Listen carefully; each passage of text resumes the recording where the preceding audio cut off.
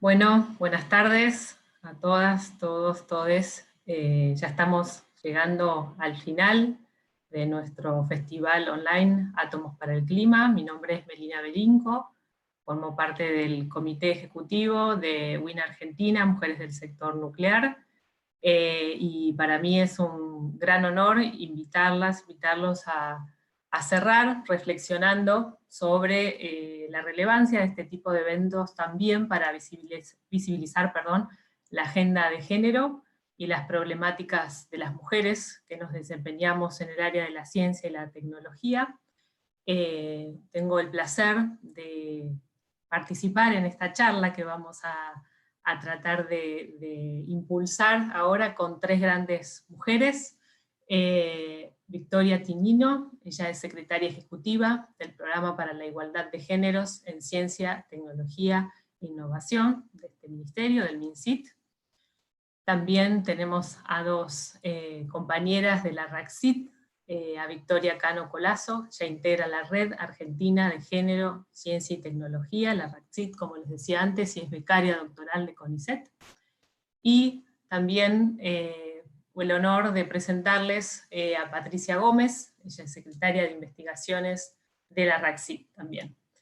Desde ya, muchas gracias por su participación y apoyo. Para WIN Argentina, Mujeres del Sector Nuclear, es fundamental tejer redes, romper con la insolidaridad de géneros, ¿no? Y abordar nuestros objetivos a partir de la colaboración con espacios que trabajan temáticas similares, y en este caso también nos enriquecemos especialmente por la trayectoria y por la experiencia con las que cuentan estos grandes equipos de trabajo de mujeres, ¿no? Bueno, para empezar con esta conversación, esta charla, quisiera dialogar con Victoria Tignino. Tenemos dos Victorias hoy. Y bueno, quisiera que para romper el hielo, si podrías contarnos cuál es el aporte innovador que el Programa para la Igualdad de Géneros, del que formas parte, haría a la ciencia y la tecnología. Bueno, buenas tardes a todos y a todas los que nos están mirando. Un placer estar acá compartiendo con Patricia y con Victoria, que hemos compartido varios espacios ya de igualdad de géneros. Y gracias, Melina, por el espacio. A ver, ¿cuál es el aporte innovador? El programa de igualdad de géneros en ciencia en realidad es un programa que viene a dar respuesta a una demanda del sector que existe hace muchísimos años, que fue creciendo con el correr de los años y que se ha visibilizado mucho en este último periodo. Y viene a dar respuesta a una estrategia en realidad, o viene a ser una estrategia de acción para empezar a encarar acciones de mejora de la situación de desigualdad en la que se encuentran las mujeres y la población LGTBI en el sistema científico y tecnológico argentino. Como aporte innovador, digo, más allá de apuntar a mejorar y trabajar sobre los ambientes laborales en los que estas personas se desempeñan, trabajar sobre los problemas de discriminación y de violencia por razones de género que sabemos que se vivencian en las instituciones del sistema, de trabajar para promover el acceso a posiciones jerárquicas y de toma de decisión, tanto en la carrera de investigación como en la gestión de los organismos. Creemos que el aporte, así como la nota de color del programa, es justamente que trabaja una línea particular que es la incorporación del análisis de género y de sexo a todo el proceso de investigación y desarrollo. Nosotros lo llamamos ciencia con perspectiva de género porque es justamente empezar a pensar cómo la perspectiva del género, y en este sentido la reflexión sobre la necesidad de un análisis de sexo y de género en todas las investigaciones, en todos los desarrollos, es necesario para pensar una ciencia de mejor calidad, para pensar una ciencia y un desarrollo tecnológico que sea para todos, o sea, que sea inclusivo para todas las identidades y que responda a las necesidades de la sociedad en su conjunto. Así que creo que lo innovador de este programa, digo, más allá de acompañar las acciones que se vienen implementando por el Ministerio de las Mujeres, Géneros y Diversidad a nivel nacional, digo, acompañar estas acciones en el sector científico y tecnológico, este sería un aporte particular desde el programa, desde el Ministerio de Ciencia. Perfecto, Victoria, muchas gracias. Hablando de esa articulación que vos mencionás, también me interesaría preguntarte si crees que es relevante el trabajo interdisciplinario en el impulso de estas iniciativas, ¿no?, en materia de equidad de géneros, y por qué, cuál es esa relevancia. Yo creo que es muy importante el trabajo interdisciplinario porque es algo por lo que se viene además abogando hace muchísimo tiempo, ¿no? Es algo fundamental para hacer una ciencia enriquecida. Pero creo que más que interdisciplinario tenemos que pensar en una ciencia o una tecnología diversa, en el sentido más amplio de la palabra. Digo, diversa en términos disciplinares, pero también diversa en términos de identidades de género, diversa en términos de edades y de trayectorias, porque equipos de investigación y de desarrollo diversos pueden llegar a generar grandes aportes a la ciencia y a la tecnología argentina y del mundo. Así que creo que en realidad debemos, desde el Estado, que es el lugar en el que en este momento estoy yo, debemos impulsar iniciativas, líneas de financiamiento, debemos poder acompañar este proceso de fomento de la diversidad en el campo científico y tecnológico. Muy bien. Muchas gracias, Victoria. Muy interesantes estas reflexiones y que van en línea también con muchas discusiones que tenemos con las integrantes de WIN Argentina, justamente esto, ¿no?, cómo la relevancia de que todo este proceso sea acompañado de políticas públicas, ¿no? Bueno, para continuar en esta conversación, quisiera seguir con tu tocaya, con Victoria Cano Colazo. Como les dije, ella es también integrante de la RACCIT. Y bueno, Victoria, quisiera preguntarte si consideras que es importante que haya un relevamiento de datos duros respecto a la participación de las mujeres en la ciencia y la tecnología. Y de ser así, ¿por qué? Bueno, buenas tardes a todos, a todas quienes nos están escuchando. Muchísimas gracias por la invitación. Siempre desde la RACCID y desde lo que tiene que ver con la investigación en general, la importancia de los datos es vital para poder llevar adelante investigaciones y también políticas públicas. Obviamente, la RACCID específicamente hace más de 30 años está tratando de generar indicadores de género, ciencia y tecnología, los cuales están a disposición. Hemos hecho varias publicaciones al respecto en cuanto a la necesidad de esos indicadores, pero creo que también hoy en día, siguiendo un poco la línea de lo que decía Victoria, tendríamos que también replantear algunos de esos indicadores como tradicionales que veníamos utilizando e incorporar también estas otras dimensiones en cuanto a la diversidad, por ejemplo, que es algo que específicamente en lo que tiene que ver con las carreras científicas, donde se valoran también carreras más lineales dentro de las trayectorias académicas, y cuando incorporamos la diversidad, eso, por ejemplo, no se tiene en cuenta. Generalmente, al incorporar diversidad, hablar de áreas rurales, hablar de personas racializadas y de otros contextos socioculturales y económicos, podemos también tener diversidad en las trayectorias científicas, mucha más de la que tenemos cuando solamente nos basamos en una dimensión que es la de género, sino hablando desde una dimensión más interseccional de lo que tiene que ver la ciencia y la tecnología. Pero sí, obviamente, y sobre todo hablando de políticas institucionales y del rol que tiene el Estado, es primordial tener indicadores, tener datos, aunque también siempre decimos que el no tener dato es un dato. Los no datos son datos y siempre también nos basamos con esa lógica para poder mostrar estas ausencias que hay, la invisibilización de las mujeres y los colectivos de la diversidad dentro del sector científico y tecnológico. Excelente, sí, contundente, tal cual. El no dato es un dato, como vos decís. Bueno, en esa línea creo que también algo que queremos destacar desde WIN Argentina, así como lo hemos evidenciado en diálogo con otras colectivas de mujeres, ¿no? Creemos que es fundamental la necesidad de profundizar en la capacitación, ¿no?, en materia de género, especialmente brindando herramientas que permitan sensibilizar y comprender cuestiones elementales, sobre todo para nosotras que nos desenvolvemos en entornos que están fuertemente masculinizados, ¿no? Y que esto está vinculado, por supuesto, a aspectos arraigados, naturalizados en la propia sociedad patriarcal. Es algo mucho más amplio, ¿no? El sector científico-tecnológico, por supuesto. Y en esa línea, vos, ¿qué necesidades de formación en materia de equidad de género crees que existen en el país? Y por qué no también, bueno, en la región de América Latina y el Caribe. Bueno, ahí ya sería muy, muy amplio como hablar en toda la región. Creo que cada país o cada lugar tiene sus especificidades y no sé hasta qué punto también a veces son comparables, pero tratando de hacer generalizaciones, dentro de lo que tiene que ver con las carreras científicas o lo que es llevar una trayectoria científica, la escolarización es un proceso central porque no puede darse fuera del sistema educativo formal. Entonces, es necesaria, obviamente, y preguntarse qué políticas institucionales educativas para alentar a niñas y adolescentes a seguir carreras relacionadas con la ciencia.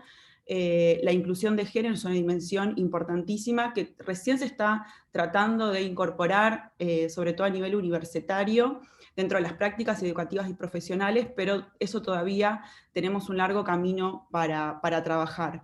Enseñar programación en la agenda educativa, por ejemplo, o sea, también cuando hablamos desde la universidad capaz estamos llegando un poco tarde, entonces ver qué podemos hacer ya desde las escuelas primarias, secundarias, todo lo que tiene que ver con escuelas medias, la enseñanza de la programación en la agenda educativa, por ejemplo, como un conocimiento transversal en los diferentes niveles educativos, aumentar la cantidad también de mentores y mentoras, no solamente pensando ya cuando llegamos a recibirnos o pensar si vamos a hacer investigación entrando al CONICET, sino también mucho antes, charlas que se suelen hacer en ciertos ambientes, campamentos de matemática, de robótica, de tecnología, involucrar a madres y padres también a estos procesos.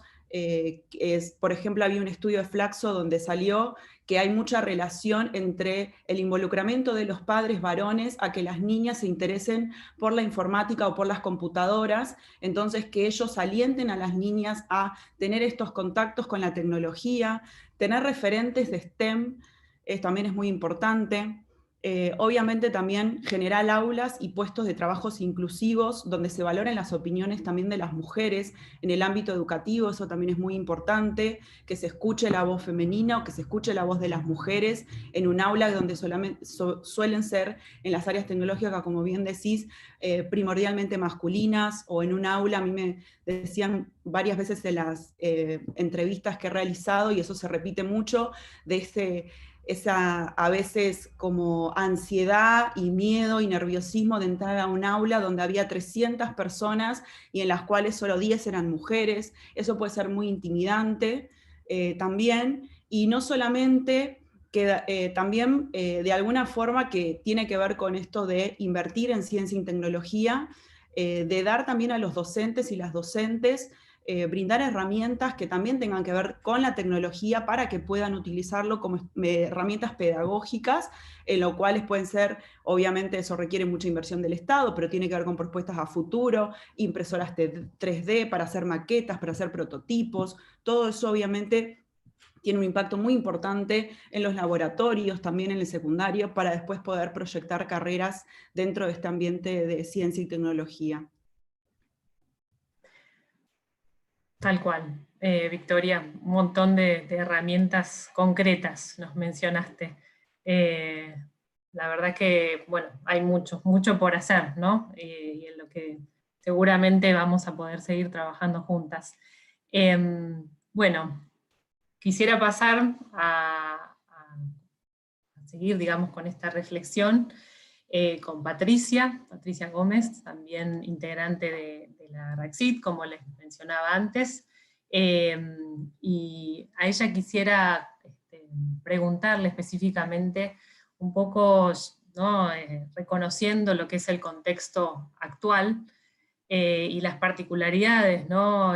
Los obstáculos y desafíos particulares que nos plantean a las mujeres científicas, que nos comentes un poco justamente sobre el impacto, ¿no? que ha tenido la pandemia sobre las mujeres científicas. Gracias Melina, gracias a las WIN. Para nosotras son las WIN, en el doble sentido, en el en el de ganadoras, porque apostamos a que van a ganar, y están ganando, y el propio acrónimo de vuestra institución. Así que gracias por la invitación. Esta pregunta coincido con todo lo que han presentado las victorias, y creo que en este sentido hay como una estrategia, como una doble estrategia. Por un lado, una estrategia de reconocimiento, en donde esta pandemia no es que mostró cosas que no existían, sino que lo que hizo fue agudizarlas. Y entonces, esta situación de, por un lado, sobrecarga laboral de las mujeres científicas, de las mujeres en general, pero de las mujeres científicas en particular, me parece uno de los datos más significativos para revisar en el futuro. ¿Y por qué digo de las mujeres científicas en particular? Porque a su rol productivo en el espacio de trabajo se ha sumado una sobrecarga en el rol reproductivo dentro de sus unidades domésticas, ya sea que esas unidades domésticas estén acompañadas o estén solas, pero han tenido que cargar con la educación infantil. Y en el caso de que no hubiera descendencia hacia abajo, había ascendencia hacia arriba, de la que también había que ocuparse. Entonces me parece que este es un tema que muestra, blanco sobre negro, y haya agudizado esta situación. Y este me parece uno de los temas más relevantes, en el sentido de que puede tener un efecto negativo en este trabajo paulatino que se venía tratando de implementar, de promover las vocaciones científicas y técnicas en las niñas. ¿Por qué digo esto? Porque en el marco de un refuerzo de las lógicas de cuidado, de los funcionamientos de cuidados en las unidades domésticas por parte de las mujeres, los pocos modelos a seguir son exclusivamente modelos de cuidado. No hay esta lógica de puedo hacer estas cosas o puedo ser estas otras. Entonces, me parece que ahí vamos a tener que hacer un refuerzo desde la sociedad civil y desde las organizaciones de la sociedad civil, tratando de, bueno, cuidado, la economía del cuidado no puede sostenerse exclusivamente sobre el trabajo de las mujeres, en donde a veces no solo es una doble jornada, sino que es una triple, porque está la productiva, la reproductiva y la militante, ¿no? En donde tenés que remar esta situación. Y la segunda es al interior de las empresas. Entonces, por un lado tenemos esta lógica, pero por otro lado, al interior de las empresas, ya sean estas de tipo público o de tipo privado. ¿Y por qué me refiero a la cuestión de las empresas? Porque entramos en una autopista acelerada a la industria 4.0, y es una industria 4.0 en un contexto bastante poco igualitario en términos educativos. La pandemia lo refuerza y estamos avanzando en una suerte de vorágine. En esta vorágine va a quedar gente en el camino. Mi preocupación es que en esta distribución inequitativa de este contrato sexual de las economías en las que estamos acostumbradas, las mujeres no solo queden relegadas en espacios de cuidado, incluso dentro de las empresas, sino que además este espacio se vea reforzado y legitimado. Entonces, aquí hay como una doble tarea para llevar adelante.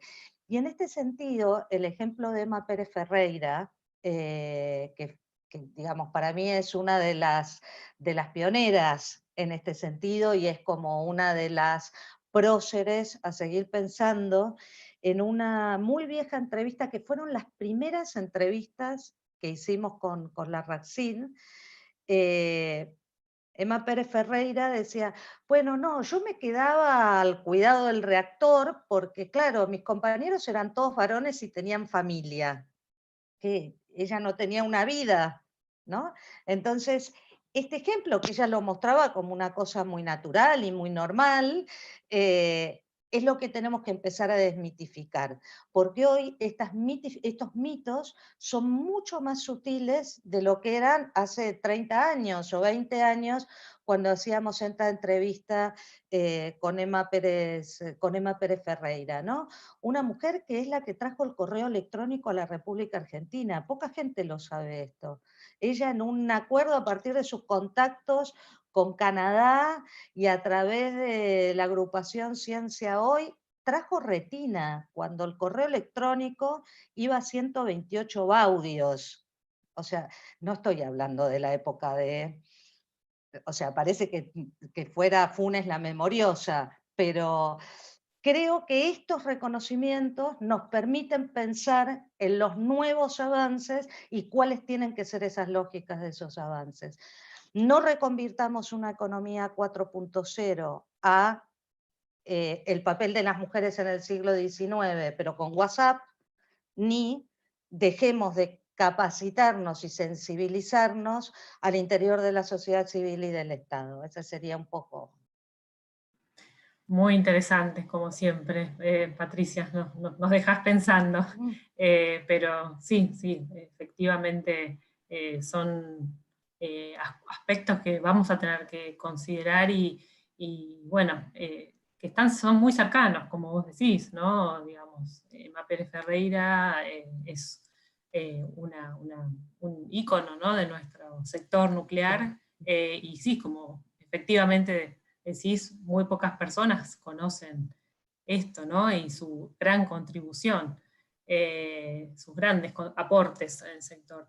Y en ese sentido, bueno, justamente me parece que el ejemplo que traes de Emma Pérez Ferreira nos lleva a otra cuestión central que también impulsamos desde WIN y siempre destacamos la relevancia de la formación en liderazgo, ¿no?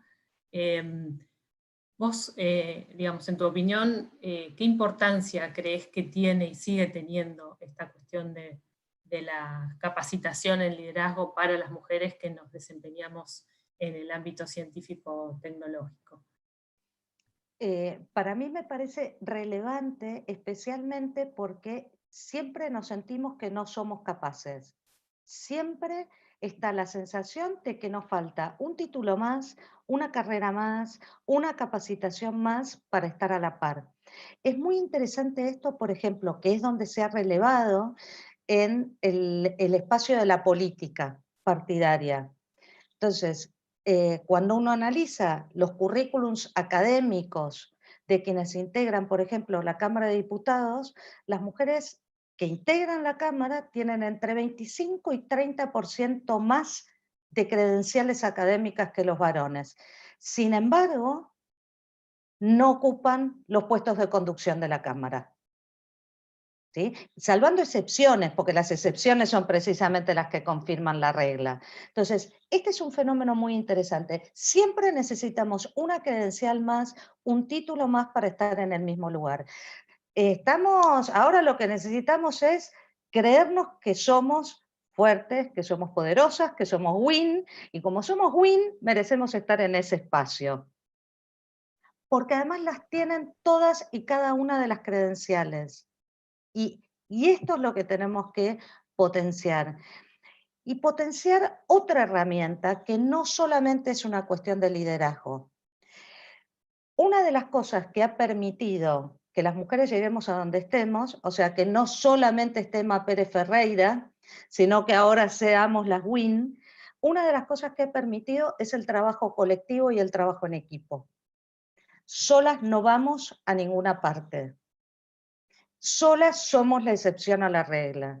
Juntas somos dinamita. Entonces, no solamente es una cuestión de liderazgo individual, sino de liderazgo colectivo. Es, voy poniendo el pie para que otra compañera, el año que viene, dentro de 3 años, dentro de 5, dentro de 20, sea la directora o la presidenta de la Comisión Nacional de Energía Atómica, por citar un ejemplo. ¿Sí? O que genere una nueva autopista de la información, o logre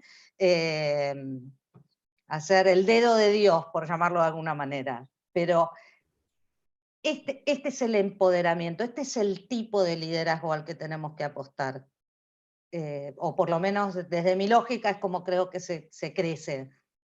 Totalmente, totalmente de acuerdo. Nunca mejor definido, y totalmente desde WIN Argentina también revalorizamos mucho la construcción colectiva y ese tipo de liderazgos, ¿no? Bueno, lamentablemente esta sección de cierre es breve.